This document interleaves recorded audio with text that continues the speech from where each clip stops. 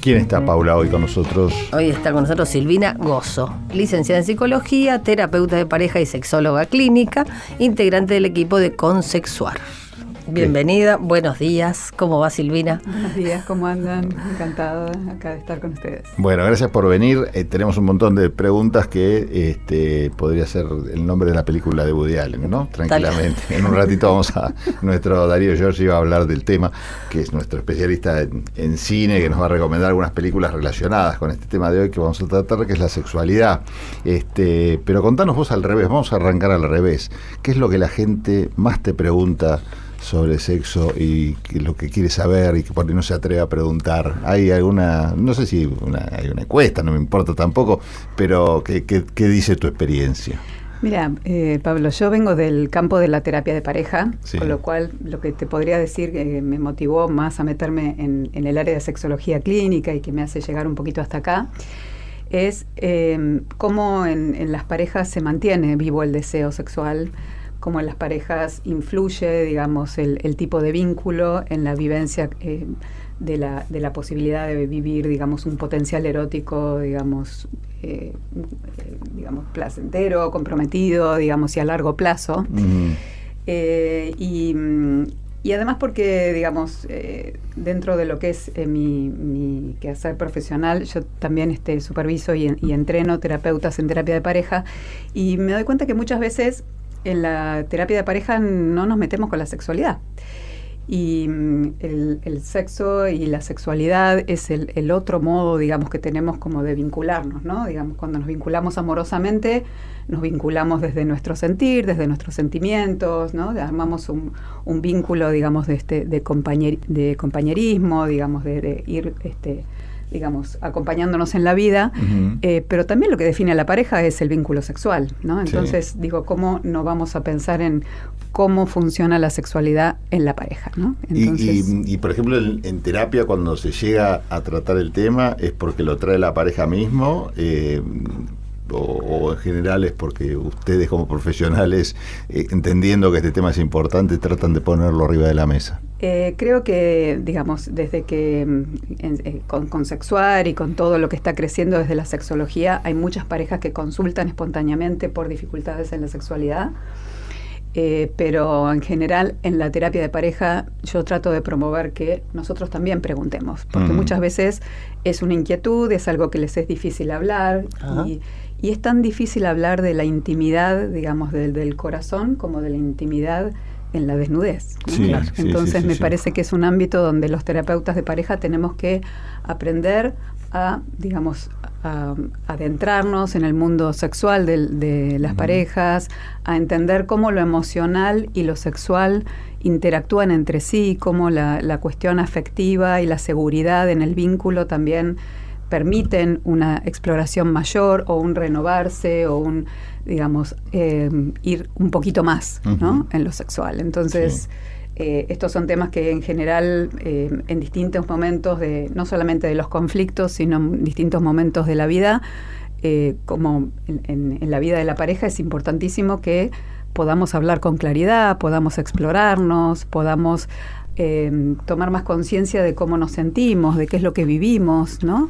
Hasta de cómo son nuestros sueños, nuestros anhelos, nuestras fantasías, ¿no? Y cómo en cada uno, digamos, va evolucionando a veces de manera diferente y tenemos que aprender a consexuar. Claro. Y cuando vos decís seguridad, ¿estás hablando de seguridad económica, seguridad de afecto, seguridad de qué tipo de seguridad? Me refiero más a la seguridad del vínculo. El modelo de terapia de pareja que yo trabajo incluye la mirada del apego de Bowley, digamos, la teoría de Bowley, donde habla que, digamos, tenemos una tendencia natural a vincularnos con el otro, a generar un vínculo de refugio, de referencia, donde buscamos a un otro en momentos de necesidad o necesitamos de un otro para seguir creciendo y evolucionando en la vida, ¿sí? Y la autora de este modelo, la doctora Sue Johnson, dice que siempre circula la pregunta, digamos, en las parejas de ¿estás ahí para mí? Y cuanto más seguro estamos de que el otro está ahí para nosotros, en todo sentido, mayor solidez hay en el vínculo y mayor posibilidad de atravesar distintas dificultades en la vida, ¿no? Y lo mismo en lo sexual.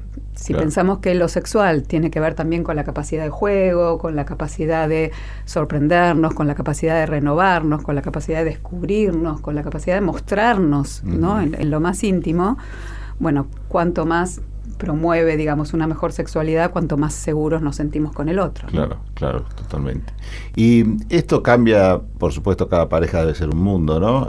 Pero a nivel general, cambia con las edades, también nos vamos modernizando cada vez más rápido, ¿no? Pero vos notás diferencias generacionales, ¿cómo se aborda el tema en general, ¿no? Sí, en general sí. Digamos, esto no solamente tiene una evolución en cada uno, digamos, ¿no? Sino como, digamos, a medida que vamos atravesando distintas etapas, la sexualidad también se va modificando, ¿no? Y de acuerdo a nuestras experiencias, pero también de acuerdo a un cuerpo que evoluciona, que crece, que pasa sus dificultades, ¿no? Sí. Entonces, la sexualidad es muy dinámica, ¿no? Y a la vez, como vos decías, depende, digamos, las etapas de aprendizaje que hayamos tenido y, digamos, el contexto donde nos fuimos desarrollando, también estamos habilitados, ¿sí? O a veces bloqueados para ciertas vivencias, y cuando nos encontramos con un otro que tiene una historia distinta y una experiencia distinta, bueno, eso hay que como ir acompañándose, ¿no? Es como una danza de interacción que va generando un movimiento, pero con lo que a cada uno, digamos, le va surgiendo, ¿no? Y eso requiere justamente de periódicamente poder hablar con claridad, ¿no? Claro. Y para hablar con claridad también necesitamos conciencia de lo que nos pasa. Entonces, yo creo que es un trabajo, es un compromiso que tenemos como para vivir una sexualidad plena, de poder estar claros con nosotros, con qué nos va pasando, con cómo vamos evolucionando, con qué nos va atravesando en este momento de la vida, con lo que nos habilita y no nos habilita de nuestra historia o de lo que hemos atravesado culturalmente o socialmente, y la posibilidad de ser asertivo y claro con el otro, ¿no? Claro. Digamos. Y para eso necesitamos un vínculo claro y un vínculo seguro. ¿Y qué tipo de terapia, o hasta dónde se puede llegar con esta honestidad, digamos, a la hora de contar qué es lo que pasa en una terapia de pareja, y hasta dónde no es conveniente o intercalar o bueno, tratar estos temas en una terapia mano a mano, de a dos y no de a tres? Mi aspiración es que se pueda llegar al todo en tres. A todo. No siempre se puede. Claro. ¿Sí? Hay una autora que a mí me gusta mucho, que es Emily Nagoski, que habla de los frenos, ¿no? Habla del semáforo, ¿no? Como de los frenos y las luces verdes, digamos, ¿no? Como para poder intercambiar en un vínculo, digamos, en donde nos sentimos detenidos, en donde hay, digamos, por ahí conceptos sobre nosotros, o vivencias muy íntimas que nos detienen, o creencias o mandatos que también nos detienen, y hasta dónde, digamos, la posibilidad de compartir con el otro y de pedirle al otro, digamos, lo que necesitamos para lo que queremos lograr en ese momento de la vida, tiene, digamos, esa luz verde y esa posibilidad de fluir, digamos, y eso es lo que tratamos de trabajar en pareja, ¿no? Ser conscientes y poder compartir. Pensemos, digamos, si estoy con la persona realmente que amo, digamos, si estoy con la persona que decidí elegir como mi compañero o compañera de vida, vale la pena, digamos, ¿no? Vale la pena jugarse y decir, bueno, te muestro mi intimidad, para que la puedas cuidar, para que la puedas disfrutar conmigo, ¿sí? Y esto hace a que una relación tenga un potencial de placer mucho mayor, ¿no? Igual me suenan a parejas casi ideales, ¿no? Que se sientan los dos de acuerdo. No de acuerdo. Justamente, me parece que... De acuerdo con sentarse ya, por lo menos. Ahí también está, Paula, y ahí entramos un poco en lo que surge realmente como consulta en las terapias de pareja en general, digamos, no solamente en lo sexual, que es que muchas veces cuando tocan momentos o situaciones que nos generan emociones negativas, ¿no? Miedo, nos genera dolor, por ejemplo, o vergüenza, digamos. estas emociones también se juegan, digamos, ¿no? Claro, sí. Todo puro placer, digamos, y amorosidad, ¿no? Entonces, muchas veces esas emociones negativas nos frenan, ¿sí? Y entramos en un modo defensivo, ¿no? Empezamos a evitar situaciones, ¿no? Ahí es donde empezamos a hablar de ciclos que se dan como patrones vinculares, esto que yo decía de un poco de la danza, de una relación. Muchas veces esa danza se traba o empieza a tener un ritmo donde yo estoy esperando algo, pero no soy claro, no me animo, digamos, a manifestárselo al otro porque me da miedo que me rechace. Reaccione, claro.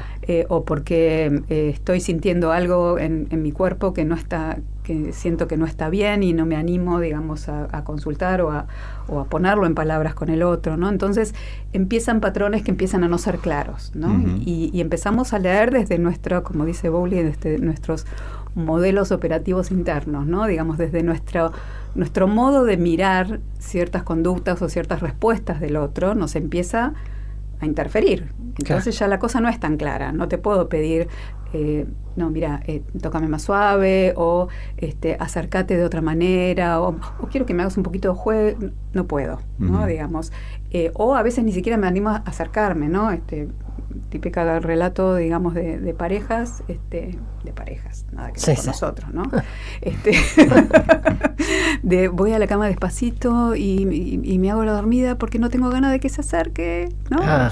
Y él, viendo al otro en el celular y tengo unas ganas locas de abrazarlo, pero no, pues está con el celular, no me va a dar bola, entonces no me acerco, ¿no? Entonces sí, dos situaciones todas estas cosas, pero que alejan. Claro, que alejan. Son como señales que, como dice Sue Johnson, digamos, son señales que se empiezan a malinterpretar, porque yo me estoy cuidando, me estoy tratando de evitar una situación que me parece que va a ser riesgosa, ¿no? Entonces ahí hay algo que esas emociones negativas nos marcan como un sistema de alarma, ¿sí? Que no permite, digamos, entrar en esa intimidad. Por eso, que tal como vos decías, digamos, no es simplemente una situación ideal, sino la idea es que podamos por momentos, digamos, generar un clima cuidado donde podamos entrar en intimidad, sabiendo que en otros va a haber emociones que nos van a poner un poquito en alerta, y entonces ahí la conexión se empieza a sentir insegura y entonces empieza a haber una distancia. Claro.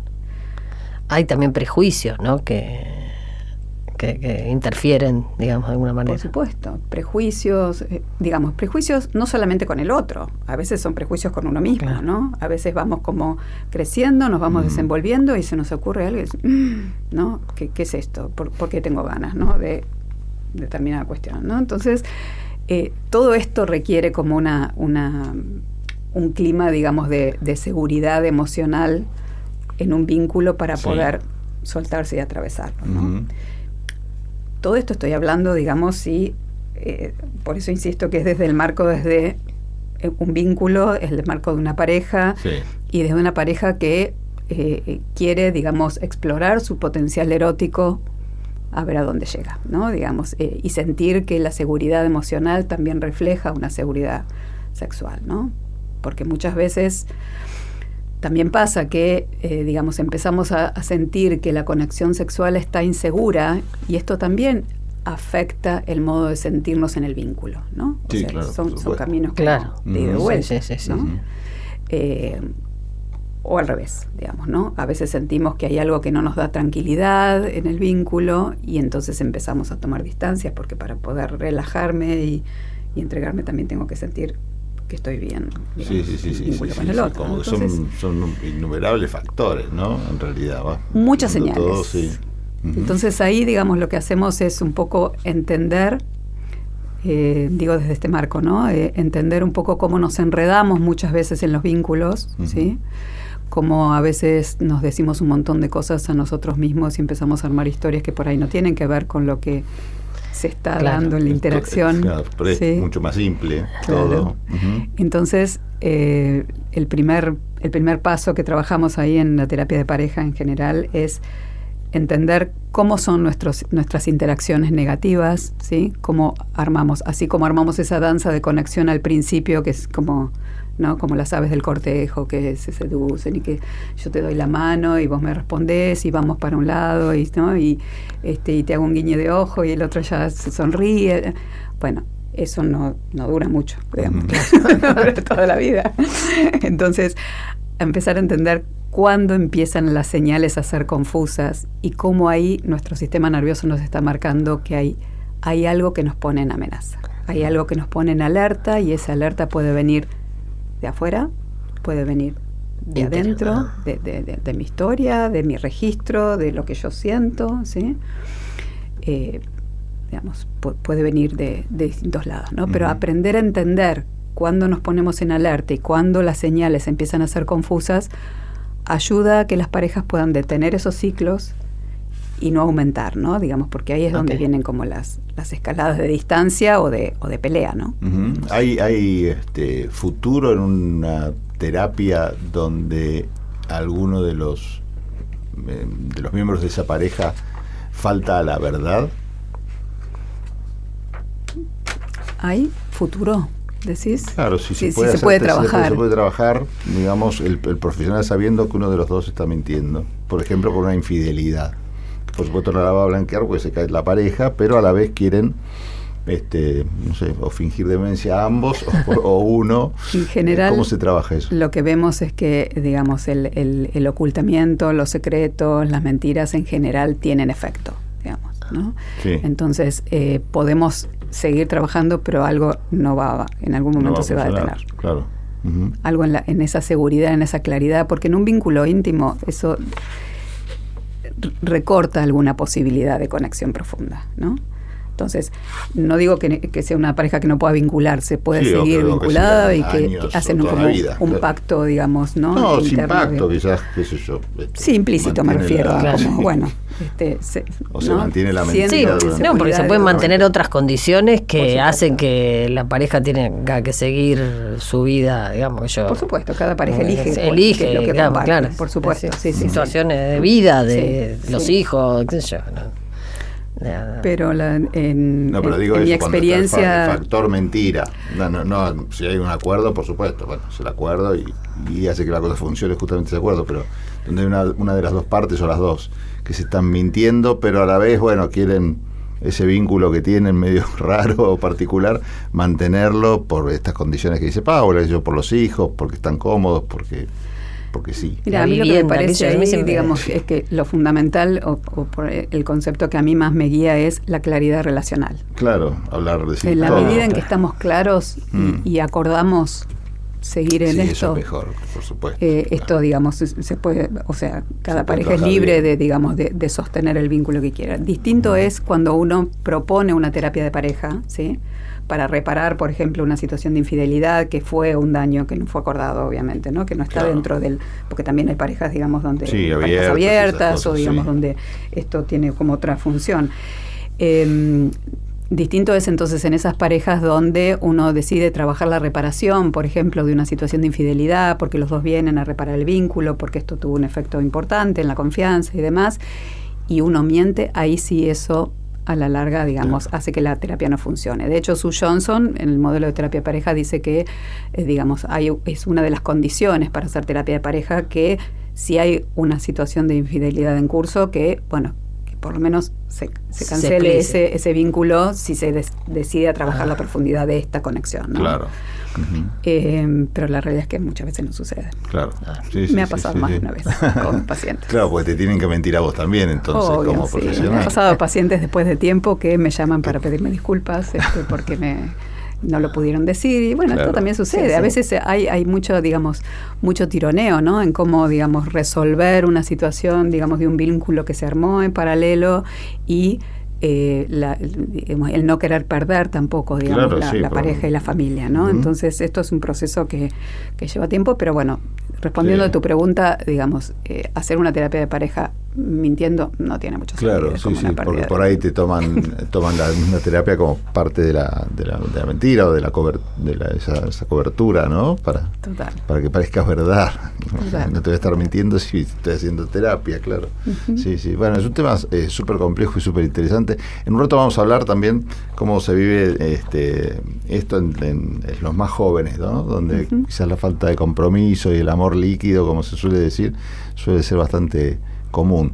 Y también preguntarte si atraviesa generaciones o es una cuestión solamente de los más jóvenes. Pero conversamos en un ratito. Si te parece, Paula, dale. ¿Podemos ir a un poquito de música? Bueno, dale. ¿Qué tenemos? Vamos a Trátame Suavemente de Soda Stereo. Bueno, lo escuchamos.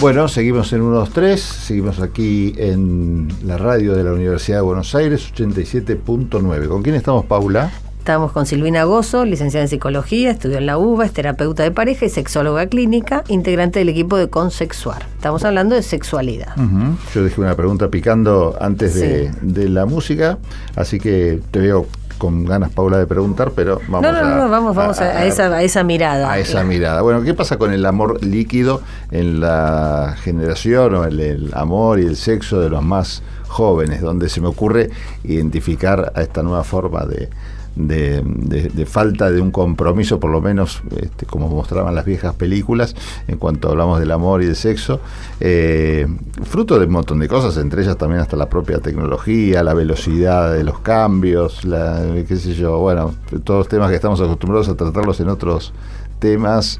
¿Y qué pasa en el marco de la sexualidad? Mira, creo que en el marco de la sexualidad, digamos, desde mi mirada, ¿no? No nos olvidemos que yo soy terapeuta de pareja, digamos, probablemente si hablan, digamos, más con un sociólogo, digamos, o con, digamos, alguien específicamente solamente sexólogo clínico, por ahí te puede, digamos, dar otra mirada, digamos, pero desde mi mirada, digamos, esta cuestión del compromiso, digamos, de la falta de compromiso, o digamos de la falta de claridad, digamos, este concepto que yo te decía hace un ratito, digamos, ¿no? Muchas veces interfiere en la posibilidad de tener vivencias placenteras, vivencias que motiven, digamos, a sostenerse, digamos, y a generar, digamos, un concepto de sí, ¿no? Más sano y más claro, ¿no? Digamos, es muy difícil pensar, desde mi mirada, digamos, una sexualidad sin que toque, digamos, el concepto de uno, digamos, ¿no? La vivencia de cómo me siento deseada, cómo me siento querida, cómo me siento respetada, digamos, como todo esto, digamos, en la interacción sexual, en una situación, digamos, ocasional, digamos, o en digamos, son estas relaciones, estos vínculos, digamos, poco claros, tienen su efecto, digamos, ¿no?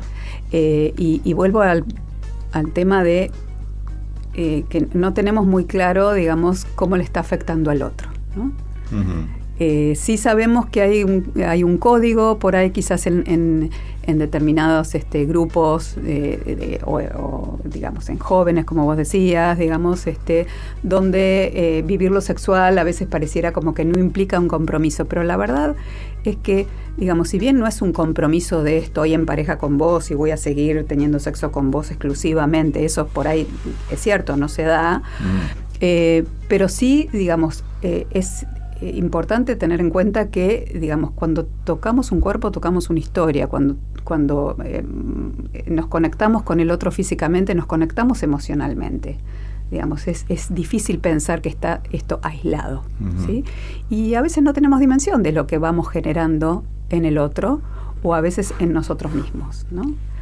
Pero creo que en todo este tiempo donde pareciera que lo sexual está más habilitado, digamos, y no está ligado a una estructura de relación, creo que hay como distintas posibilidades de vivir lo sexual, ¿no? Y eso también hace a una capacidad de exploración y de juego y de elección de cada uno de qué es lo que necesita vivir, ¿no? Claro. Digamos. Igualmente, todo eso que estás describiendo no llega a terapia, porque justamente son los casos que no hay empatía, que no hay relación de pareja, que no hay interés tampoco en mejorar nada, porque es eso y nada más. No llegan a terapia de pareja, por ahí sí llegan a terapia individual, ¿eh? Claro, terapia individual sin duda, claro, Sí, porque es lo que vos decías, tanto porque no recibe empatía del otro como el que no es empático, bueno, hay un trastorno que se va generando, ¿no? Sí, distinto, pero está. Pero supongo que sí llegan a terapia quienes transcurrieron una etapa tanto de víctima como victimario, para ponerlo de alguna forma, ¿no? Totalmente. Porque cuando quieren establecer una pareja firme, seguramente llegan con miedo, llegan con malas experiencias. ¿Cómo llegan? Total, no, me parece que ahí lo que me resuena es la palabra consexuar, ¿no? Digamos, me parece que muchas veces digamos, hay como dificultad para entender que la sexualidad tiene que ver con un consenso, ¿no? Digamos, con un consexuar con el otro, consensuar con el otro, me sale consexuar. Consensuar con el otro, qué quiero, hasta dónde, cuándo, cómo, ¿no? Digamos, y si ambos nos habilitamos para un encuentro sexual y, digamos, y respetamos, digamos, lo que... Por fuera de la pareja, decís vos, ¿o no?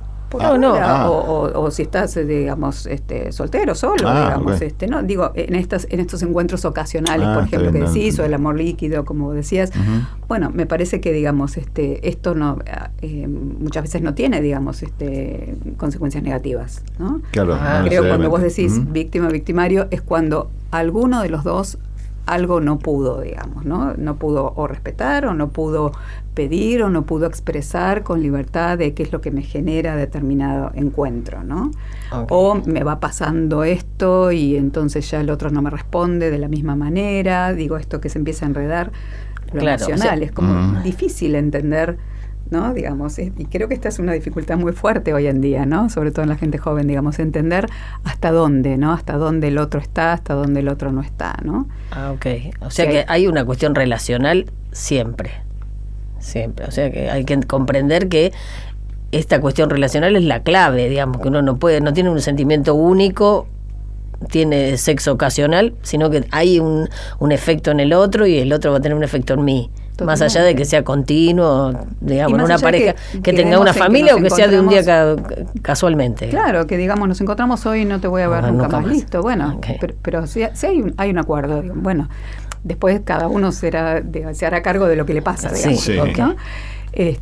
Pero me parece que, digamos, muchas veces esto, digamos, es lo que, por lo menos lo que a mí me llega más a consulta, eso, ¿no? Okay. Digamos, es como me quedé y entonces no sé, y esta cuestión que dice Sue Johnson de las señales no claras. No claras, claro. Confusiones. Eso, de las confusiones, las señales no claras, la inquietud, la incertidumbre, ¿no? Y entonces esto no me da tranquilidad y no me permite relajarme. Para tener buen sexo tenemos que poder relajarnos también, ¿no? Okay. Entonces, sí. Y en el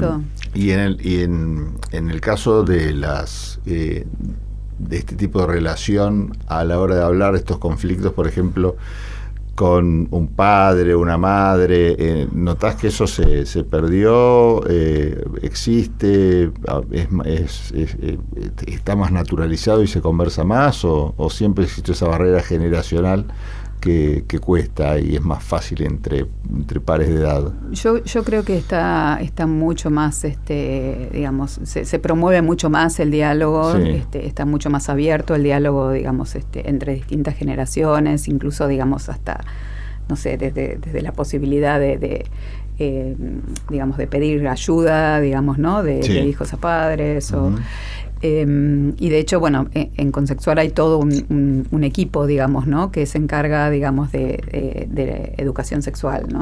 Digamos, y de promover, digamos, esto de cómo los padres pueden hablar de sexualidad con sus hijos, digamos. Me parece que esto últimamente ha crecido mucho y se trabaja mucho, no solamente los chicos o en los adolescentes o en la gente joven, sino también, porque la información es importante también, claro, ¿no? Esto es otro pilar, digamos, de una buena sexualidad, sino también en los padres para aprender a hablar, ¿no? Digamos, porque muchos padres que hoy pueden ser padres, por ahí no fueron hablados por sus propios padres, claro, entonces claro. Me parece que entender en qué sí, en qué no, y hasta dónde el respeto a la intimidad también, ¿no? Digamos, o hasta dónde poder hablar de ciertas preocupaciones o habilitar que esto sea algo, digamos, dentro de lo natural, me parece que yo escucho que está mucho mejor, digamos, ¿no? Como estamos mucho más abiertos en eso y más cuidadosos también. Y el hecho de que uno escucha casos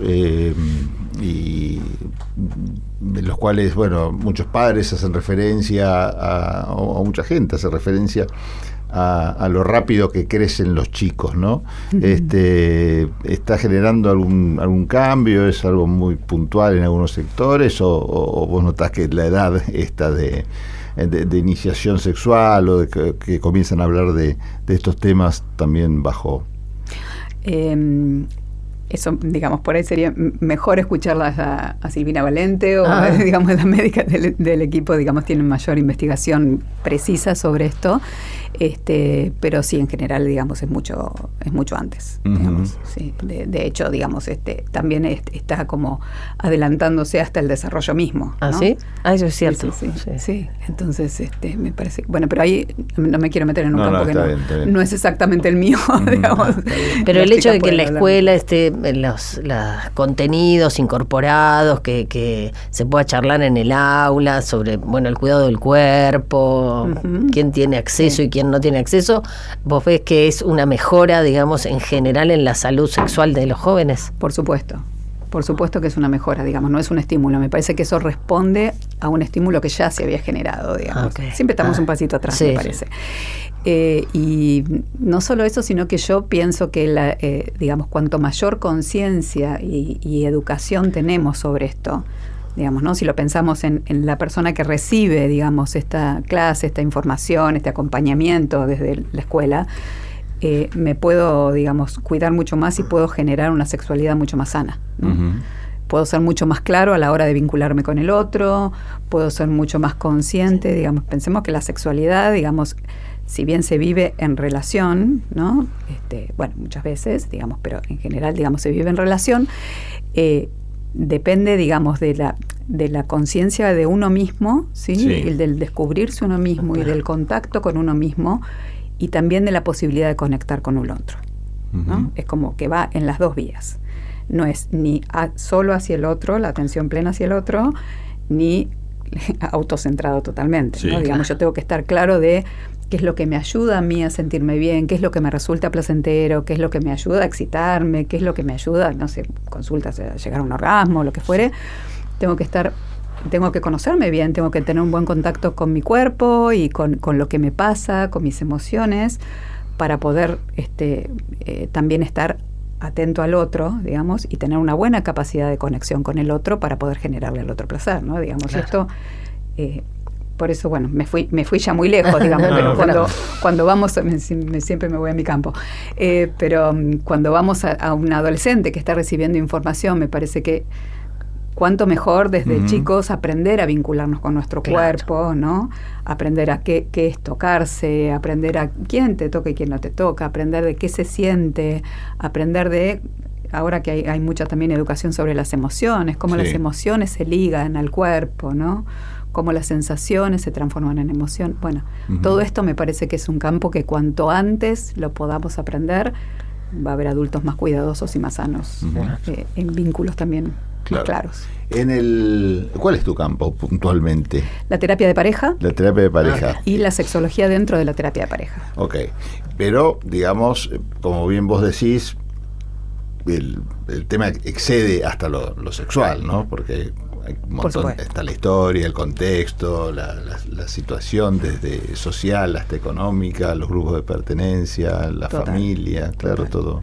Por eso decimos que el deseo es multidimensional, ¿no? Para que un deseo sexual surja, digamos, puede tener un montón de, digamos, podemos trabajar el estímulo desde distintas áreas, ¿sí?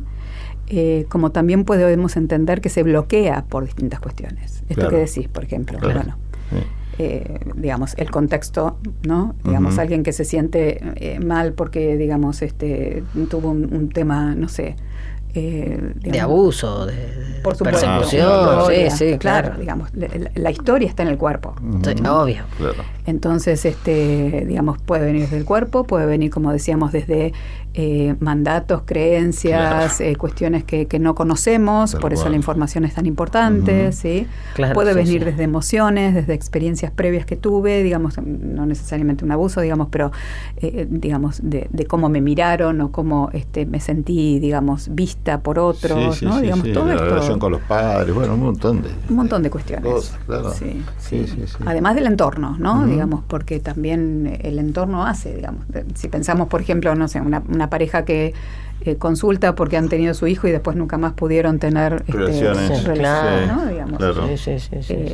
Hay un montón de cosas que se mueven, ¿no? Y el tema de la conciencia y la relación con el propio cuerpo también, ¿no? Digamos, nos van pasando cosas en el cuerpo que claro, también. Claro, sí. Nosotros acá hicimos programas sobre climaterio, sobre menopausia, digamos, y ahí charlamos este tema también, ¿no? Claro. Que muchas veces hay, qué sé yo, digamos, situaciones biológicas, ¿no es cierto? Digamos, que impiden una buena relación sexual y eso genera luego violencia o maltrato, etcétera, etcétera. Bueno, y por ahí por no saber que está atravesando esa situación y que tiene medicina que lo resuelve, digamos, ¿no? Totalmente, sí. Sí, eso lo hablamos acá en otros programas. Medicina y entender todo lo psicológico que se arma. Además. Que a veces no hay conciencia, ¿no? Digamos, porque no es simplemente, digamos, cambio la hormona y Sí, digamos, una supuesto. cosa es la sensación física o lo que pasa a nivel de cuerpo y otra cosa es cómo lo vamos también simbolizando, ¿no? Digamos, y cómo se va generando una emoción o una conciencia de la emoción que se genera ahí, ¿no? Claro, y ahí volvemos a la información nuevamente. Totalmente. Tener la información. Totalmente. Y contanos entonces qué hace Consexuar. Consexuar es un equipo interdisciplinario, multidisciplinario, digamos, que recibe consultas, digamos, en el área de la sexología y en la terapia de pareja también. Y está integrado por médicos, ginecólogos,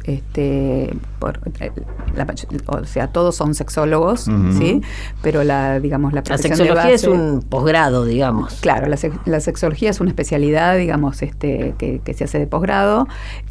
Por eso, digamos, hay médicos ginecólogos, hay médicos clínicos, hay nutricionistas, hay psicólogos, hay terapeutas de pareja, obviamente, kinesiólogos, ¿sí? Entonces, es un, digamos, campo amplio, digamos, y hay también acciones, actividades que tienen que ver con la educación sexual, ¿sí?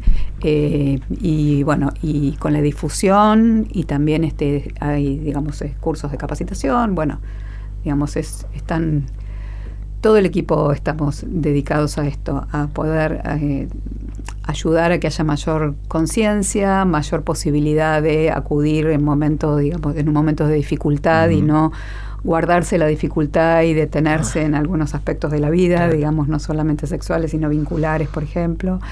Y bueno, y médicos, ¿no? También. Entonces, es un equipo que la verdad que trabajamos muy bien, nos divertimos mucho y intercambiamos las distintas disciplinas que complementan, ¿no? Digamos, todo lo que atraviesa la sexualidad. Claro, ¿no? sí, pues es amplio. Sí. Así como decíamos que si aparece la mentira es cuando se descubre, por lo menos como profesional, es un buen momento para decir, bueno, cortamos acá la terapia porque no vamos a ningún lado.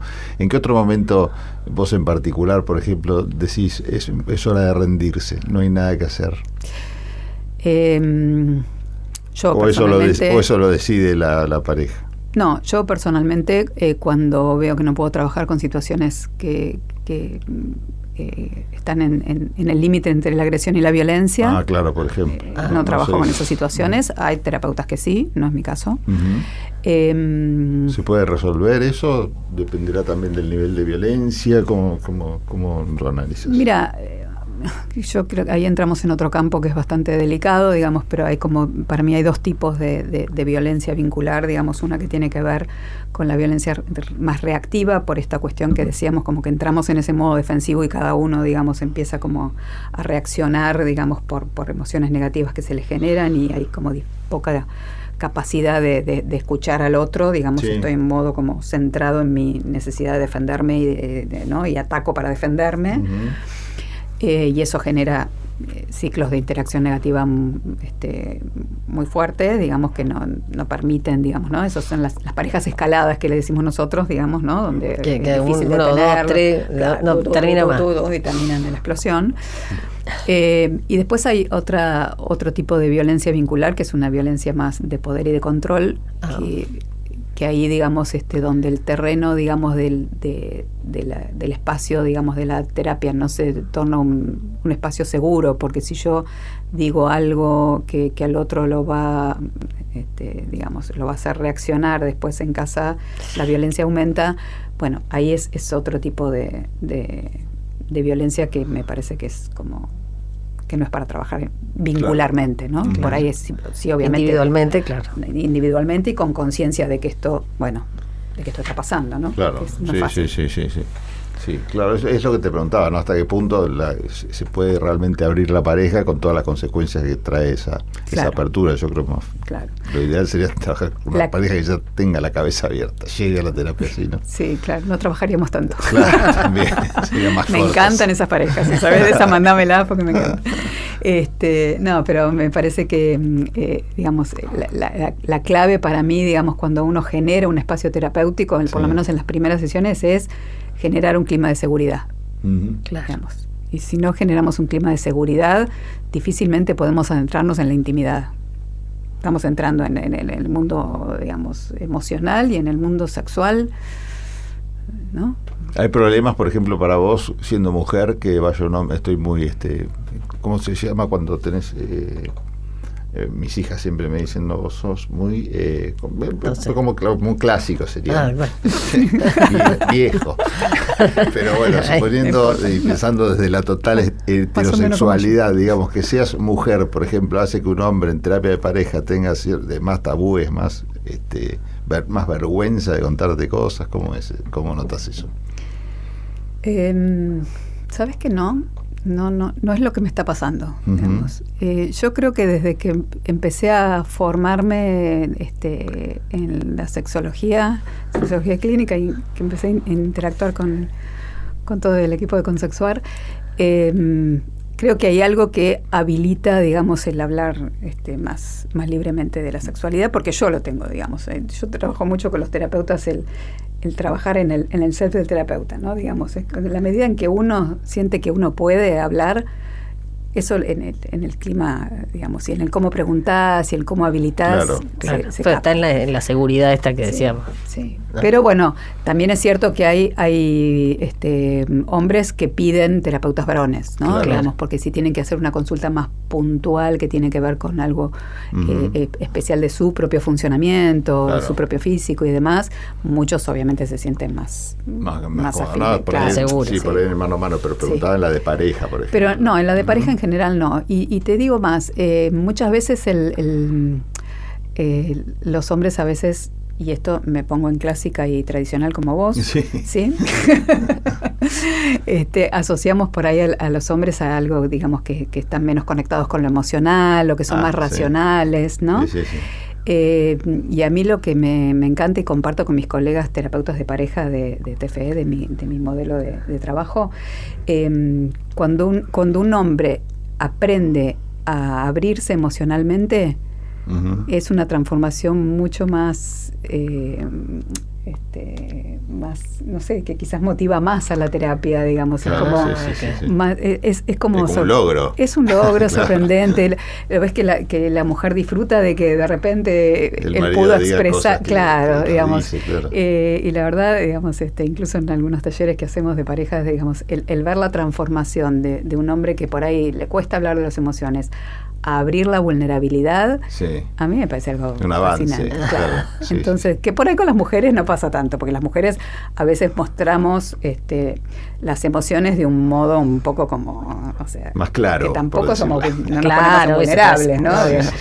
Lloramos y no es vulnerable, digamos. O sea, protestamos un poco a veces con las emociones exacerbadas, ¿no? Pero en ese sentido, a veces ayudar a que en una pareja alguien que por ahí le cuesta más el mundo emocional empiece a abrirlo, sea el hombre o sea la mujer también. Uh-huh.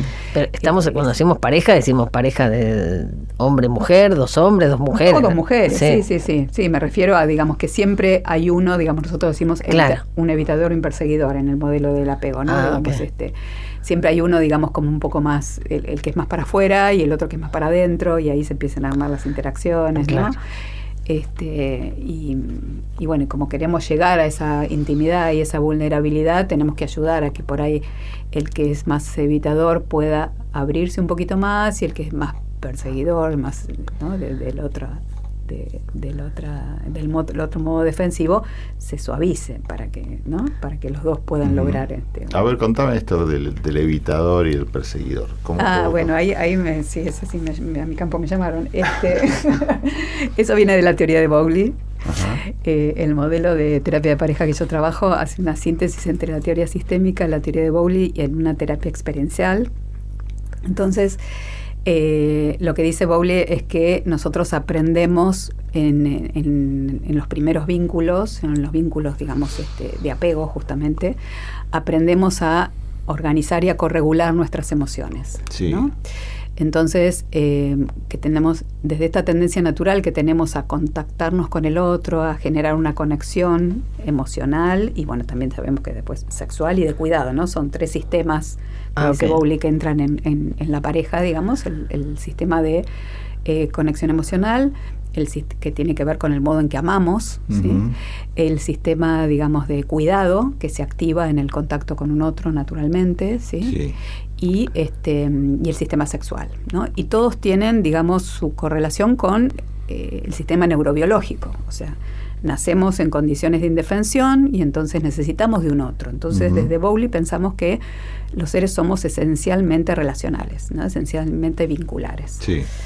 Y ahí en ese contacto con el otro aprendemos a cómo regularnos, ¿no? Entonces, cómo vamos leyendo las señales, ¿no? De, bueno, yo lloro y tengo a alguien que me responde y que me abraza y que me calma, o que me da algo y puedo comer y me puedo tranquilizar también, ¿no? Digamos, todo esto hace a aprender a vincularnos. Entonces yo puedo aprender a que, digamos, voy aprendiendo a lo largo de las distintas experiencias, digamos, de vinculación, en que cada vez que yo pido, el otro responde, ¿sí? Porque me entendió y porque estuvo para mí y yo logré calmarme, y entonces después yo le puedo, digamos, el otro me puede pedir y yo le puedo responder, ¿sí?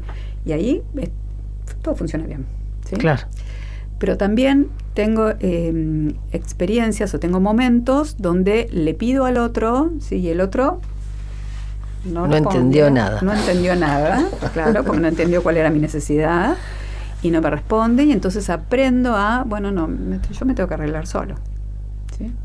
Y entonces muchas experiencias de frustración en ese sentido hacen que uno aumente como la tendencia a no pido, ¿no? Entonces, ¿no? Porque si me van a rechazar o si no me van a dar bola, ¿para qué? Para que entre, ¿no? Entonces ahí se va fortaleciendo un sistema de defensa, ¿sí? Y en general, o también puede pasar, me olvidaba la otra, digamos, es que el otro, digamos, no me escucha, ¿sí? Y entonces yo me empiezo a poner, digamos, inquieto, y entonces empiezo a levantar el tono de voz, ¿sí? O empiezo a buscar insistentemente, digamos, porque se me genera mucha ansiedad, digamos, y tengo que ponerme insistente para que el otro me responda, ¿no? Y entonces lo estoy diciendo en 4 palabras, ¿no? Sí. Pero se va armando un modelo donde yo aprendí a que tengo que levantar, ¿no? Mi tono, y que tengo que, digamos, activarme para que el otro esté para mí, ¿sí? Como reclamar. Claro. reclamar, levantar el tono de voz, insistir. Ponerme, ¿no? Desde esa ansiedad de algo no se siente claro, me parece que no o temor a que el otro se vaya y entonces, ¿no? Bueno, esto lo aprendemos, ¿no? A cómo hacemos para lograr el contacto con el otro, lo aprendemos en esos primeros patrones y desde ahí Bowley habla de modelos operativos internos, ¿no? Como que tenemos un modelo, digamos, incorporado de cómo acudimos y cómo respondemos, ¿sí? Y entonces esto es lo que empezamos a buscar cuando alguien viene con alguna dificultad vincular, digamos, claro, ¿no? ¿Qué es lo que se está activando, digamos? Más como tu búsqueda ansiosa, digamos, ¿no? Y qué te está pasando, ¿no? Porque tengo miedo, digamos, de que no me escuche y que se vaya y yo me empiezo a desregular, entonces levanto el tono, o insisto, o corro, o agarro, ¿no? Que el otro no se vaya. O al revés, cuando veo que hay algo que no está muy claro, me resguardo y me guardo, ¿sí? Y entonces el otro piensa que no me interesa nada, y sin embargo lo que estoy haciendo es evitando una situación que me parece que va a ser frustrante o que se va, ¿no? Que se va a poner mal. Entonces, en 4 palabras, digamos así, se arma como un modelo de evitación o un modelo, claro, del perseguidor, digamos, por ansiedades que el sistema nervioso nos dice hay algo que no está claro, claro, en el acudir y el responder. Sí. ¿No? Sí, está claro que en definitiva tiende a la defensa, ¿no? Exacto, de las claro, dos partes. Exacto. Cada uno se defiende de la forma más, alguno más, o sea, agresiva, más notable y todo, y el otro más activo más y el otro silencio, más claro, pasivo y como sobreregulándose, porque, claro, ¿no? Que no significa que no sufran igual, ¿no? Digamos, las dos son sistemas defensivos, como vos decís, porque en el amor se juega la supervivencia. Para Bowley, ¿no? Si pensamos que somos seres vinculares en esencia, perdemos la conexión con un otro. Sue Johnson dice, nadie se queda de brazos cruzados ante la desconexión, ¿no? Claro. Cuando sentimos que se está dando una desconexión, algo se activa, ¿no? Y ahí no tenemos mucha capacidad, dice, ahí neurobiológicamente se nos bloquea la corteza frontal y no tenemos mucha capacidad de cuidar al otro, de ser estratégicos, no. Ahí nuestro sistema de alarma, claro, nuestro sistema de alarma nos lleva a ese modo que aprendimos, ¿no? Que puede ser evitativo, puede ser perseguidor, y en el mejor de los casos, si estamos muy seguros, decimos, ¿qué te está pasando? ¿Que no me estás mirando? ¿Te puedo? ¿No? Pero bueno. Claro. ¿Te tocó alguna vez algún caso que tuviste que decir, no hay forma de que ustedes vuelvan de que yo pueda hacer que ustedes retomen el deseo? No hay nada que hacer, ríndanse como profesional. No, yo no soy de darme por vencida, pero sí hay pacientes que dicen basta, claro. Sí, así que sí puedo identificarme. Sí, hay. ¿Y cuál es una buena señal para que el paciente diga basta? ¿Cuándo no hay nada más para hacer? Mira, yo creo que, digamos, hay algo que es importante, que es que cada uno se pueda ser sincero consigo mismo de qué tiene ganas. Claro. ¿No? Digamos. Y si es prioridad, digamos, salir adelante en esa situación. Porque por ahí ni vale la pena ponerle la garra, ¿no? Sí. Claro. Ahí me hace pensar, Emily Nagoski dice que, digamos, pensando en el deseo y en lo sexual, ¿no? Digamos, obviamente hay mucho para hacer cuando una pareja pierde el deseo, pero lo fundamental es que los dos estén comprometidos en el juego y que los dos quieran, prioricen, claro, recuperar eso, ¿no? Claro. Y bueno, y a veces hay alguno que no. Que ya está, que se dio cuenta que no, claro, que no quiere más. Claro. ¿Y es natural que uno no quiera más? Puede tornarse natural. Sí. ¿Hay algo que no es natural? El tema es la honestidad. ¿Cómo hacemos, no? Porque muchas veces también es difícil decir no quiero más. Claro, para no hacer daño quizás, o porque uno no se anima, o porque supongo internamente que tendría que poder, claro, o ¿qué me está pasando que no? O hasta es un fracaso como pareja, también reconocer que ya no hay deseo. Por eso. Sí. ¿Y hay miedo a ese fracaso? ¿Están los miedos, ese tipo de miedos a los prejuicios, a los mandatos? Sí, pero mira, yo creo que si realmente se reconoce como una cuestión de problema con los prejuicios, con los mandatos, con ciertas creencias que por ahí obstaculizan, eso es trabajable. Es trabajable, claro. Por supuesto que es trabajable. Sí, porque ahí identificamos ese freno. O sea, si en el momento de acercarme a alguien o cuando me pienso así como pareja, digamos, me vienen esas ideas, digamos, bueno, por ahí es importante como tomar conciencia de eso, de que viene de ahí y por ahí, digamos, hay otra cosa que me está pasando o hay algo que puedo hacer, ¿no? Digamos, de hecho, la pareja tiene que trabajar juntas para recuperar un deseo. Sí, por supuesto. ¿No? Sí. O sea que bienvenido saber que son prejuicios o suponer que son prejuicios o son, exacto, qué sé yo, situaciones contextuales. Claro. Por lo menos claro, tener un supuesto. y saber que todos hablar. Estamos atravesados por eso, ¿no? Digamos, y que a veces ni somos conscientes y preferimos como seguir en automático porque es costoso, digamos, ¿no? Cuestionarse algo que viene como, ¿no? Como una regla. Tal cual. Ahora que se está poniendo bueno el programa, voy a tomar una actitud tántrica. Vamos ver, a ir a una tanda. Dale, y seguimos ya, charlando bueno. un ratito. Bueno. Paula y Pablo bien podría ser el nombre de un dúo musical al estilo Pedro y Pablo, Hall & Oates, Simon & Garfunkel o Mercury y Bowie. Pero para no lastimar oídos, Pablo Galeano y Paula Atlante decidieron hacer 1, 2, 3, un programa de radio donde cantan los que saben y los oídos no sufren.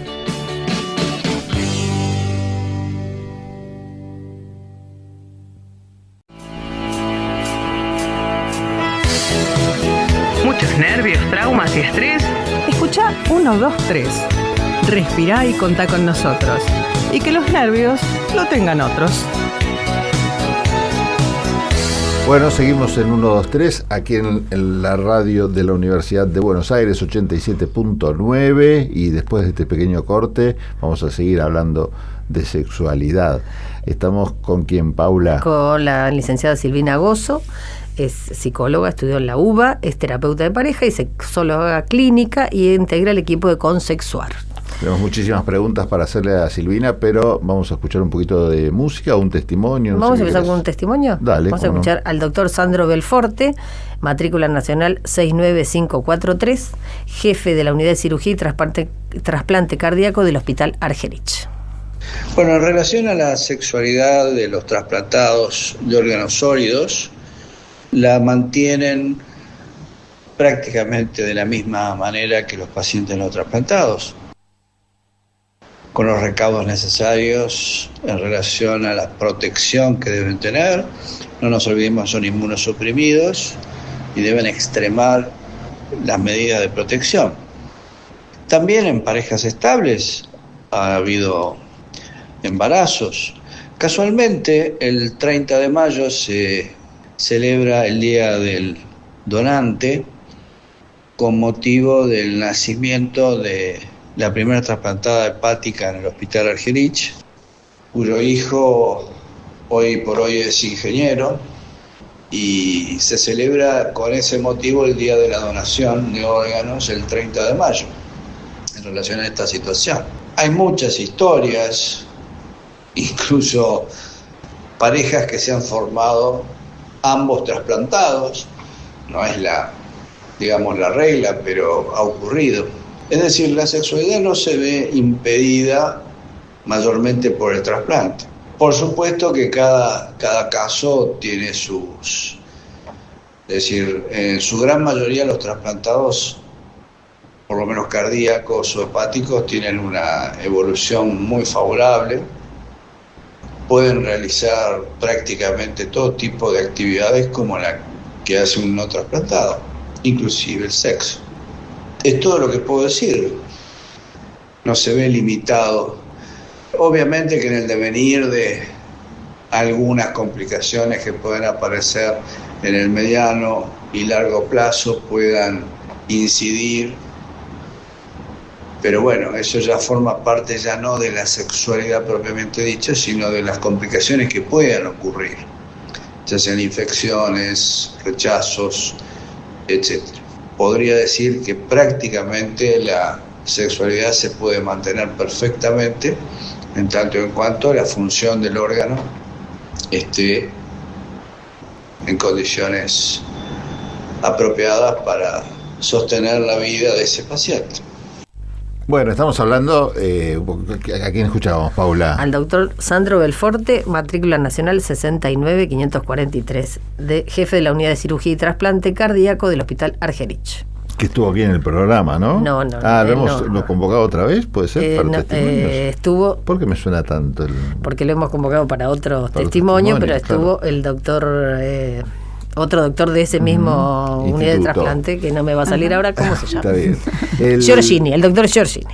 Lo interesante de todo esto es, bueno, más allá del caso de la persona, que en este caso, no sé, estamos hablando de trasplante, pero que bueno, que tuvo algún inconveniente que puede ser también hasta algún cambio físico típico de la edad, como hablábamos recién, con la gente que con las mujeres que pasan un periodo, o haber tenido un embarazo y después haber tenido un hijo, y esos cambios corporales. Siempre lo hablamos desde el punto de vista de quien los padece estos cambios o estos problemas de salud.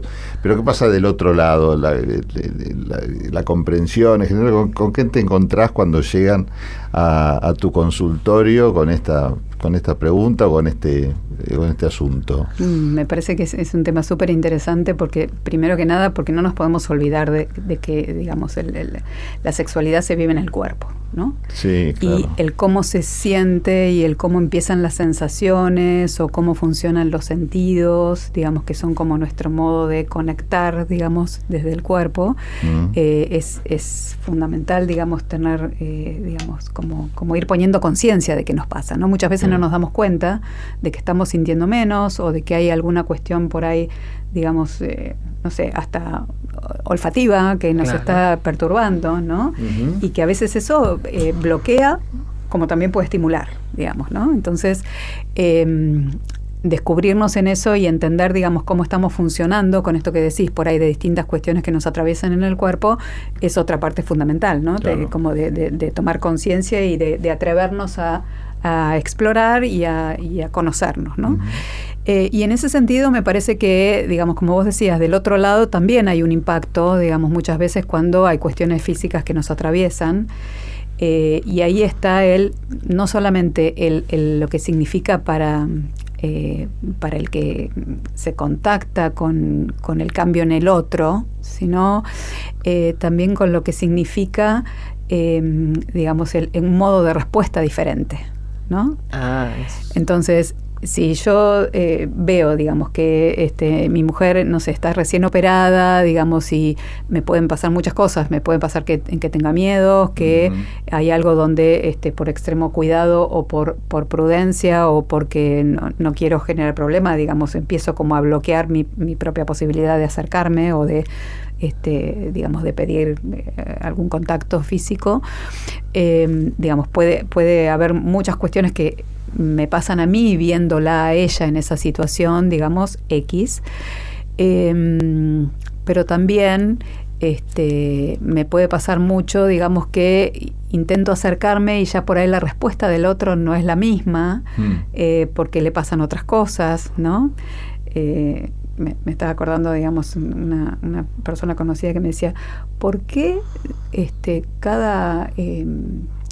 ¿por qué no, digamos, la receta que me funciona con una mujer no me funciona con la otra? ¿No? Digamos, de cómo generarle, digamos, excitación o cómo generarle placer. Y justamente por esto, porque muchas veces hay cosas que no sabemos. Vayan anotando todos los que están escuchando. Muchas veces porque no conocemos, digamos, lo que le está pasando al otro, ¿no? Y eso es algo que tenemos que ir como renovando a medida que avanzamos en edad o que avanzamos en experiencias o en el vínculo en sí, ¿no? Digamos, el qué te va pasando y el qué significa que me estés respondiendo de esta manera, ¿no? Entonces, por eso es tan importante cada tanto darse esa posibilidad de revisar en qué estamos, cómo lo estás pasando, ¿no? Digamos, tengo la confianza para decirte, mira, ya esto no me gusta más, o ya en este momento necesitaría esto otro, ¿no? Digamos, y para eso requiere no solamente de la conciencia de uno, sino de la posibilidad de decirle al otro, claro, ¿no? Digamos, y mostrarle el camino, digamos, ¿no? Porque como decíamos hace un rato también, digamos, cada uno tiene su propia historia, digamos, las zonas erógenas se construyen, el ritmo, la ¿Cambian? posibilidad de... Pueden cambiar Pueden también por el Pueden tiempo. cambiar, claro que pueden cambiar, sí, sí. Y en una persona u otra a veces no son las mismas. No, eso claramente, pero ¿no? quizás... Esa es la respuesta para mi amigo. Están todos anotando del otro lado. Tampoco estamos que tenga una receta. Puede ir variando las recetas, digamos, ¿no? Que se abra un poquito al... Y ahí es donde, por eso, digamos, yo pienso que, digamos, si pensamos que la sexualidad es vincular. Claro. Digamos, porque es el interjuego, digamos, lo que yo intento, porque quiero, digamos, ofrecerte un momento placentero, y lo que leo como respuesta, o que vos me vas guiando en sí o por acá no, ¿no? Entonces, cuando, como vos decías, cuando algo nos atraviesa el cuerpo, digamos, tanto sea por edad, por situación, por una enfermedad, por una operación, por, digamos, tantas cosas que nos pasan. Lo que sea, sí. El cansancio mismo, el estrés, qué sé yo. Sí, claro. Digamos, Sí. qué importante esto de decodificar más claramente es que no estás queriendo, es que te pasa algo conmigo, es que tenemos que generar algo diferente, es que tenemos que renovarnos en esto, digamos, ¿no? Estas son las... ¿Qué pasa cuando a uno de las... Perdona, Paula, yo te estoy repreguntando. Sí. Cuando a uno de los dos realmente llega el momento, por un tema de edad, por ejemplo, que se le acaba el deseo sexual. ¿Existe eso o en realidad no hay edad? ¿Qué significa para vos que se acaba el deseo sexual? No sé, que no tengo más ganas de tener sexo. Uh-huh. Mira, ahí lo que me parece importantísimo es ampliar la idea de qué es tener sexo. ¿Sí? Porque tener sexo no es, digamos, hay mucho, digamos, de coitocentrismo, ¿no? Sí. Y ni hablar de que tiene que haber un orgasmo, ¿no? Y a veces puede haber una relación sexual muy placentera. Sin orgasmo. Sin orgasmo o sin coito, ¿no? Entonces por ahí el deseo sexual empieza a transformarse en algo más de contacto, de abrazo, de cercanía, ¿sí?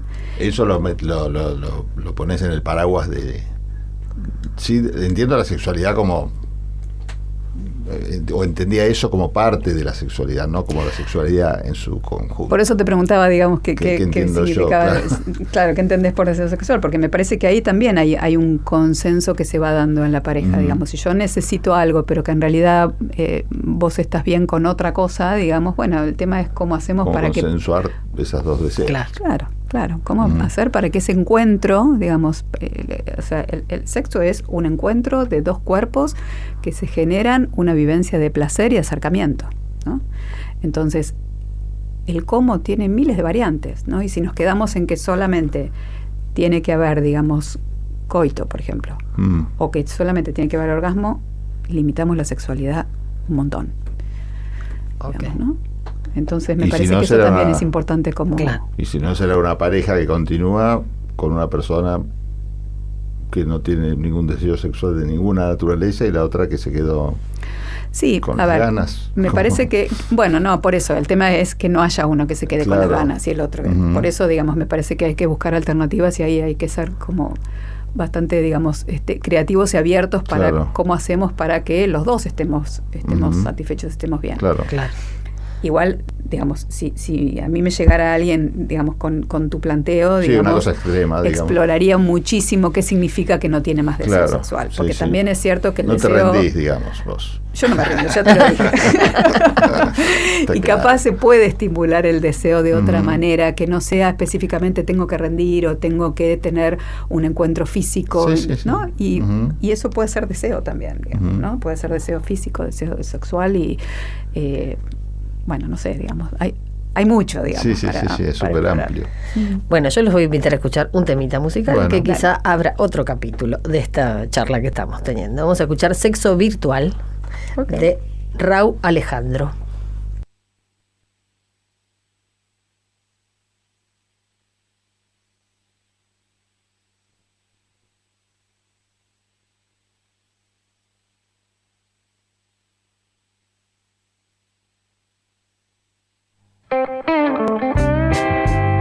Bueno, seguimos en 1, 2, 3. ¿Y qué ventana se te ocurre que puede abrir el deseo virtual, el sexo virtual? El sexo virtual, porque venimos hablando que hay una relación, pero también la relación, y bueno, hay contacto físico, venimos hablando de todo esto, pero pareciera que hay gente que toma formas que no tienen contacto físico, sí tienen contacto emocional, porque hay una computadora o hay un celular entre medio que mueve emociones. Uh-huh.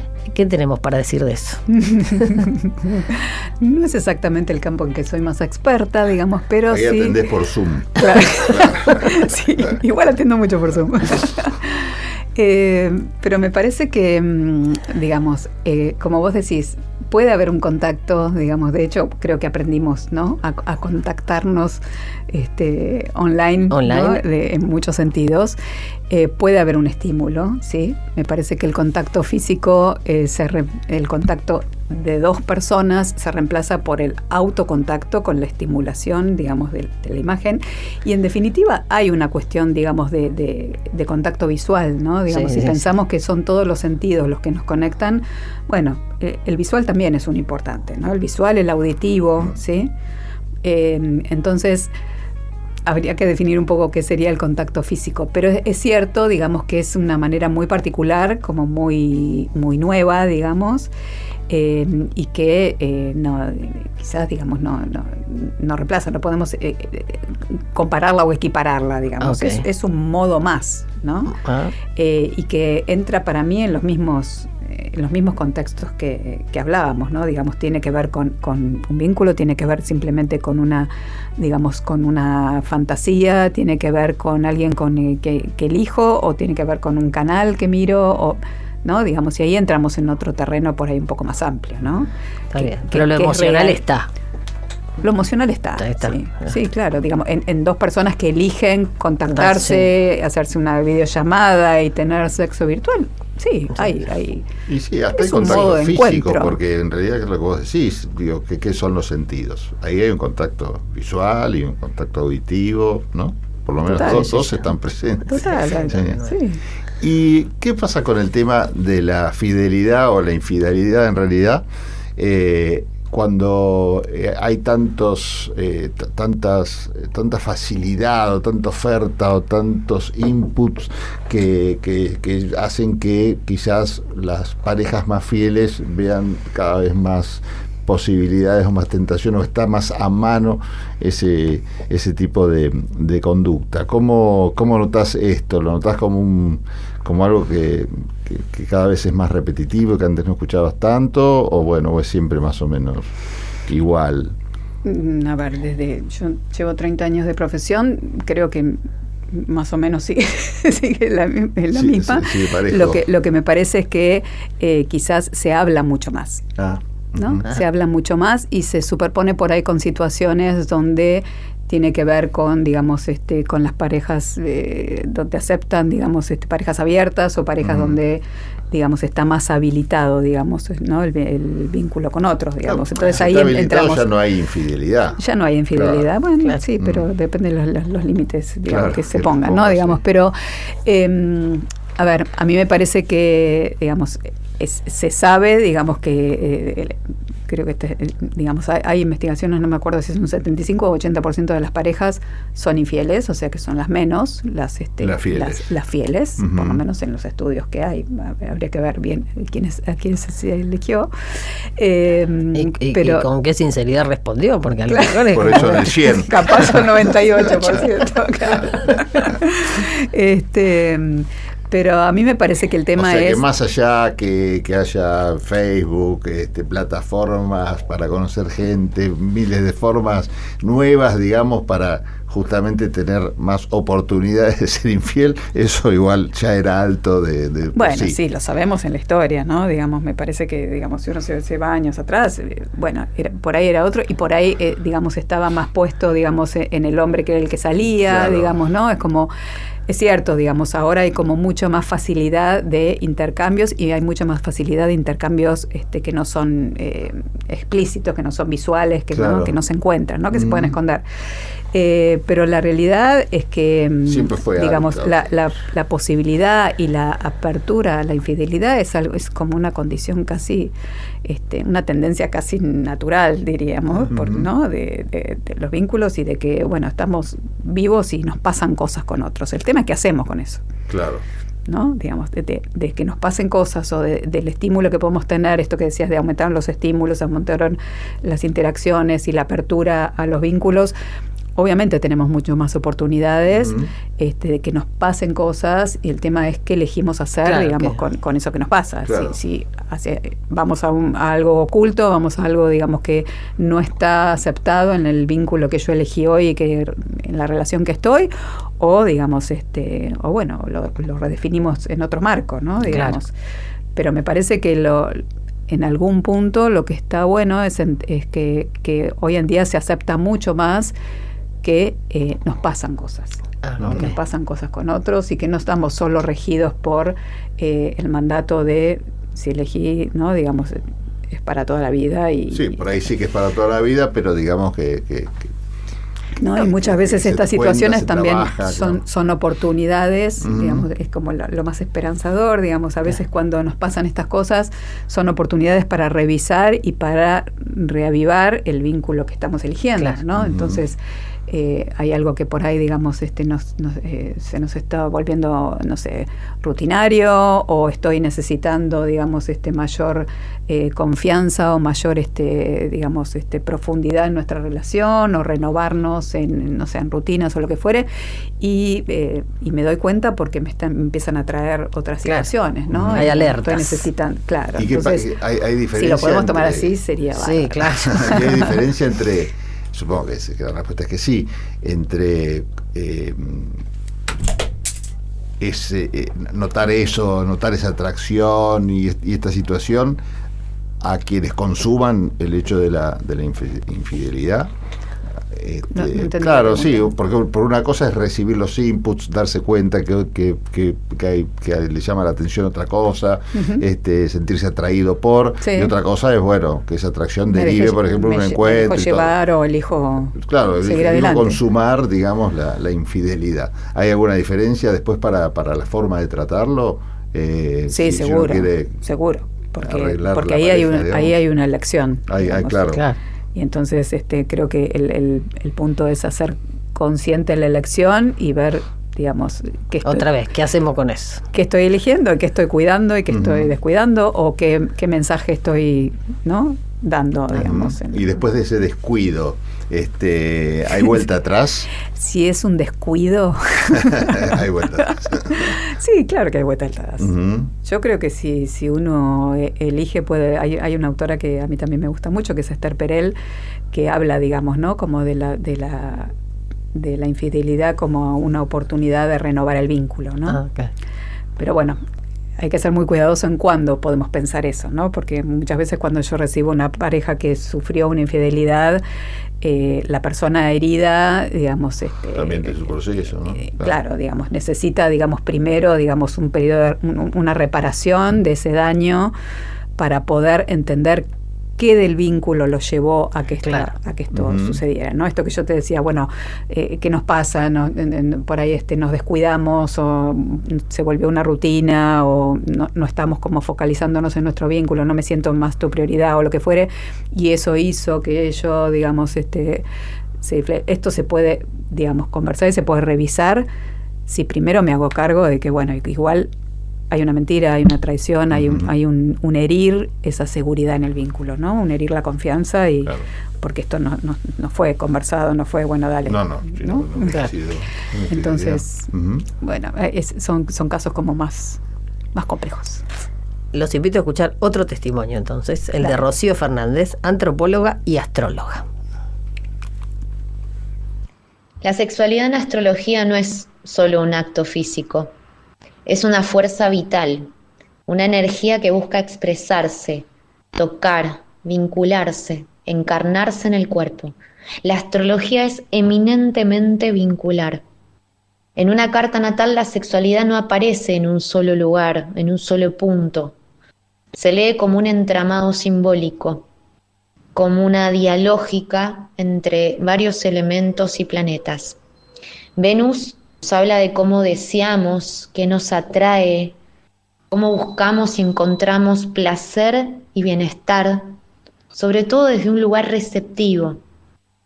Marte nos muestra cómo actuamos ese deseo, cómo conquistamos. Es la intensidad, el impulso, la forma de ir hacia el otro, desde un deseo más activo.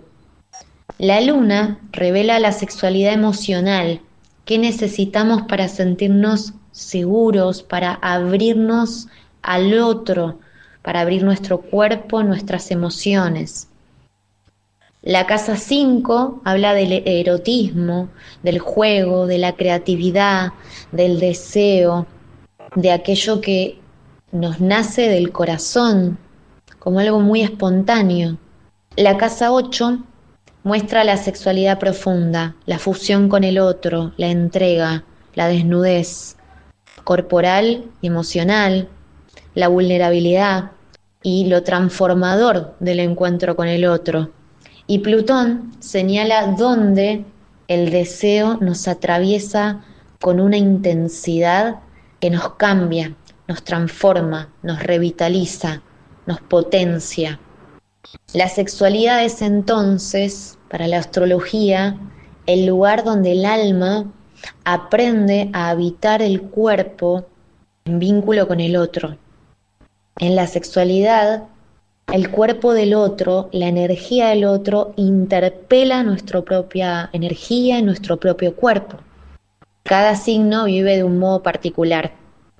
Aries la experimenta como impulso y fuego inicial, Tauro como placer sensorial y presencia corporal, Géminis erotiza la palabra y la mente, Cáncer necesita intimidad emocional para entregarse, Leo vive la sexualidad como expresión creativa y deseo de ser visto, Virgo erotiza el cuidado y el detalle, Libra busca armonía y encuentro y diálogo, mediación, Escorpio vive la sexualidad como fusión y transformación profunda, Sagitario la asocia y erotiza la libertad y la exploración, Capricornio la construye con tiempo, confianza y madurez, Acuario se excita con lo distinto, lo no convencional, lo creativo, lo auténtico, y Piscis la vive como una experiencia sensible, casi mística. Entonces la carta natal nos muestra cómo cada persona desea, ama, se encarna, porque la sexualidad es una forma de conciencia y el cuerpo es su primer lenguaje. Bueno, ¿a quién escuchamos, Paula? A Rocío Fernández, antropóloga y astróloga. Y estamos retentos todos a ver qué dice nuestro propio de cada uno. Bueno, y ahora los invito a escuchar otro temita musical. ¿Cuál? Dale. Chick to Chick, de Frank Sinatra. Muy bien.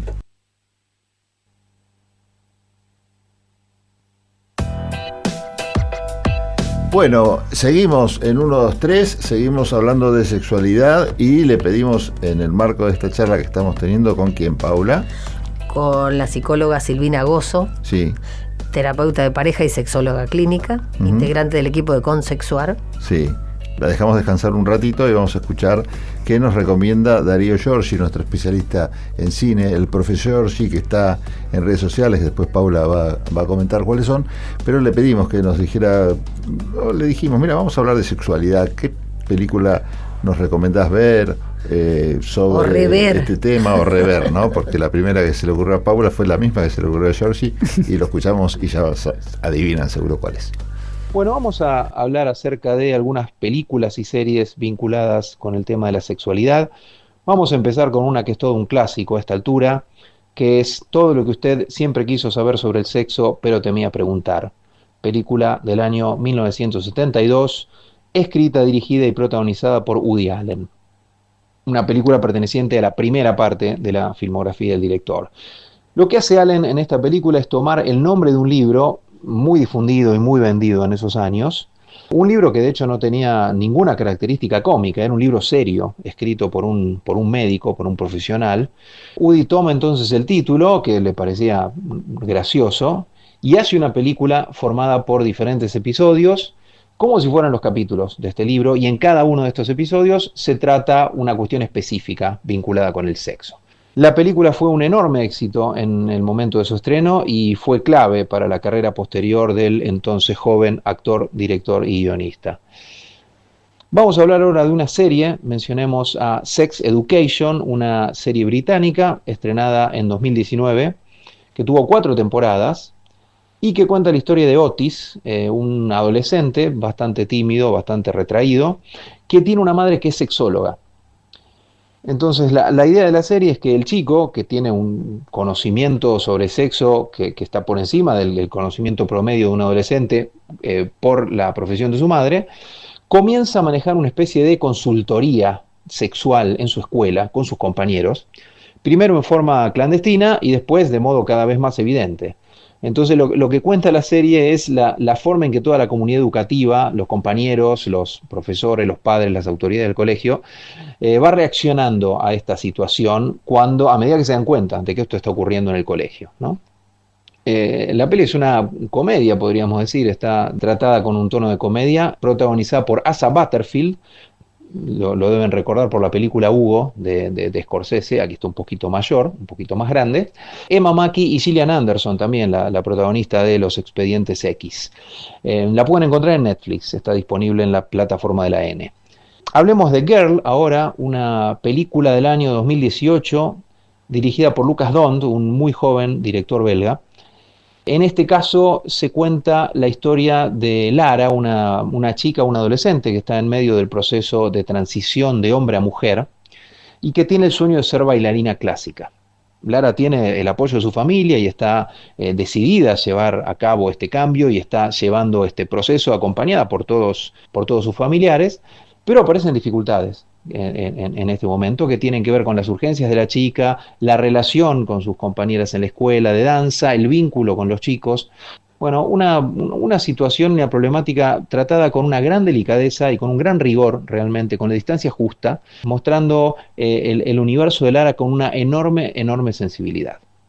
Y para terminar, nombremos a Buena Suerte Leo Grande, una película del año 2022 de Reino Unido, dirigida por una directora australiana llamada Sophie Hyde. Y lo que cuenta esta película son los diferentes encuentros que va teniendo Nancy, Nancy es una maestra de escuela jubilada, que está interpretada por la gran, extraordinaria Emma Thompson. Decía los encuentros que va teniendo Nancy con un trabajador sexual que ella misma contrata. Decide contratar a este muchacho para tener algo de aventura y sexo en su vida. Y lo que se ve es la forma en que va evolucionando el vínculo entre estos dos personajes. Y a medida que van transcurriendo estos encuentros y ambos se van conociendo, Nancy empieza a abrirse, empieza a compartir aspectos de su propia experiencia de vida en lo que tiene que ver con el sexo y también en otras cuestiones. Y esto va permitiendo que el sexo sea una experiencia cada vez más disfrutable y cada vez más completa para ella. Bueno, acá se quedaron hablando del actor de la última película recomendada por Georgie. Yo no la vi, así que después, les cuento. Súper recomendable. Bueno, gracias Darío por las películas y por las series que recomendaste. Y vamos desde a decir un clásico que lo hasta una película bastante nueva. Sí, vamos a decir que en @DaríoGiorgiCine están las recomendaciones y él además da clases de historia del cine, de directores, etcétera. Lo pueden contactar en Darío Giorgi Cine. Bueno, muy interesante todo esto. Bueno, y en estas películas se refleja un poco todos los temas que venimos conversando. Sí, sin duda. Paula, tenemos que agradecer a la gente de la radio. Bueno, vamos a agradecerle a la coordinadora general de la radio, Clara Sirven, a los productores José Venturini y Agustín Boteatos, y a Leandro Salas hoy en la magia de los controles. Así es. Bueno, tenemos redes sociales donde nos pueden encontrar y vamos a dejar, por supuesto, grabado este programa en Spotify también, pero en Instagram, por ejemplo, ¿dónde nos encuentran? En @123programa, lo mismo que en Blue Sky, y en X, antes Twitter, en @123programa radial. En @Radio Uva también aparecemos nosotros ahí. Y vamos a decir que la licenciada Silvina Gozo es del equipo de Consexuar. Y entonces en @Consexuar o en www.consexuar.net pueden acercarse a esta plataforma que es, como dijimos, una plataforma multidisciplinaria y que busca no solo profesionales, digamos, también personas comunes pueden consultar. No, por supuesto, sí, okay. es para público general, Público sí, general. todo tipo de consultas, sí. Muy bien, muy bien. Bueno, y vamos a aprovechar unos segunditos y vamos a mandar un mensaje del Hospital de Clínicas porque están en una campaña de donación de sangre y tenemos el mensaje de la directora o no sé cómo se dice, jefa del servicio de hemoterapia, que nos cuenta cómo ayudar a conseguir sangre para el banco de sangre. Soy la doctora Alejandra Beliche, jefa del Departamento de Hemoterapia del Hospital de Clínicas. Y nos contactamos hoy para hablar de la importancia de la donación de sangre en época de vacaciones. Es muy importante porque obviamente en todo el país y en el mundo en épocas de vacaciones descienden mucho la cantidad de donaciones de sangre. Esto impacta directamente en las personas que están esperando un tratamiento, una cirugía, que dependen fundamentalmente de una transfusión de sangre. Nuestros horarios habituales de atención es de lunes a sábados de 8 a 12:30 horas. ¿Cuáles son los requisitos básicos para venir a donar sangre? Es, primero, que no hace falta que estés en ayunas. Segundo, sentirse bien. Tercero, pesar más de 50 kilos. Traer alguna identificación, algo que tenga foto, que pueda ser fácil que nosotros podamos chequear tu identidad. Otro de los puntos importantes es que descanses por lo menos 8 horas antes de venir a donar sangre. Estos son algunos de los requisitos fundamentales que tenés que conocer para acercarte a alguna posta de donación. Algunos mitos que hay con respecto a la donación de sangre es: si tengo tatuajes, ¿puedo donar o no? Tiene que haber pasado desde el último tatuaje 6 meses para que puedas donar sangre. Si te aplicaste la vacuna del dengue, tenés que esperar 4 semanas y podés venir a donar sangre. Bueno, estos son algunos de los requisitos. Si tenés alguna duda o alguna consulta, podés contactarte por Instagram o en Facebook a Promoción UBA, que es nuestras redes sociales para tener contacto. Te contactás por privado y nosotros vamos a contestar las dudas que tengas. Así que bueno, en esta oportunidad agradecerles por la atención y además por ocuparse de la importancia de la difusión de la donación de sangre en épocas de vacaciones fundamentalmente, pero todos los días los pacientes están necesitando de una donación de sangre. Muchas gracias, los esperamos. Bueno, interesante dato. Entonces vamos a repasar que la campaña de donación de sangre del Hospital de Clínicas desde la avenida Córdoba y Uriburu, en el piso 3, sala 5, de lunes a sábados de 8 a 12:30. Bien. ¿Un temita musical más? Bueno, vamos a escuchar Justify My Love por Madonna. Listo.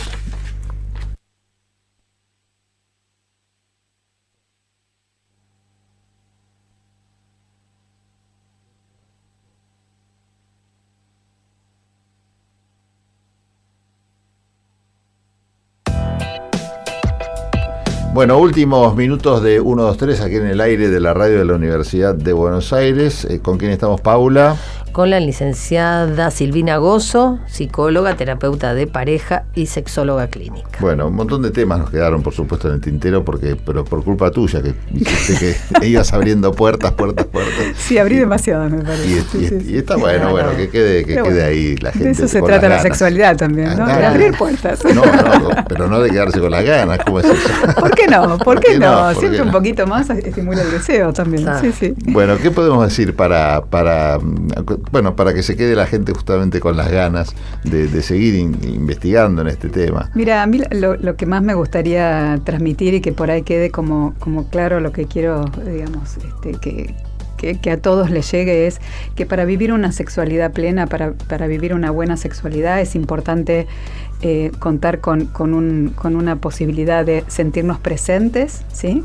Como una disponibilidad, digamos, de vivir el estímulo sensorial, pero también de permisos internos, ¿sí? Como tener claro los permisos internos, además del cuerpo, digamos, y de lo que nos pasa, la conciencia de que lo que nos pasa en el cuerpo, tener claro que influyen mucho los permisos internos, lo que nos va pasando emocionalmente y que engloba todo esto la posibilidad de tener a un otro disponible e involucrado conmigo, ¿no? Digamos, en el contacto emocional y en el contacto vincular también está el marco para que podamos desplegar todo esto y vivir la sexualidad más plena. Sí, y notás que hay predisposición también para sentarse a hablar con un tercero cuando llegan esos, o se empiezan a identificar esos problemas, o sigue siendo como ha pasado tradicionalmente. Me parece muy complejo que las parejas lleguen a la instancia de la terapia. Yo creo que cada vez más, y creo justamente que una de las misiones que tiene Consexuar es dar a conocer de que hay muchas personas que estamos disponibles para escuchar cualquier inquietud individual o vincular que se relacione con la sexualidad o cierta inquietud de desarrollo en este plano, ¿no? Entonces creo que la gente sepa que se trabaja con cuidado, con respeto y con conocimiento profesional, también posibilita que cualquiera que está ahí enredado en su casa dudando de si es para hablar o no en el vínculo, bueno, que consulten y después se los ayuda a cómo llevarlo eso a su vida. Pedir ayuda siempre es bueno. Pedir ayuda, por supuesto. Y es no solamente es bueno, sino que destraba el quedarse detenido en alguna cuestión que a veces se va haciendo cada vez más grave, sí. ¿No? Tal cual. Bueno, ¿algo más, Paula? No, nada más. Muchas gracias, Silvina, por estar mañana con nosotros. Y bueno, vamos a decir entonces que si quieren contactarse con Consexuar, Instagram o la web, por digamos, supuesto, directamente. Ahí los esperamos, a quien quiera.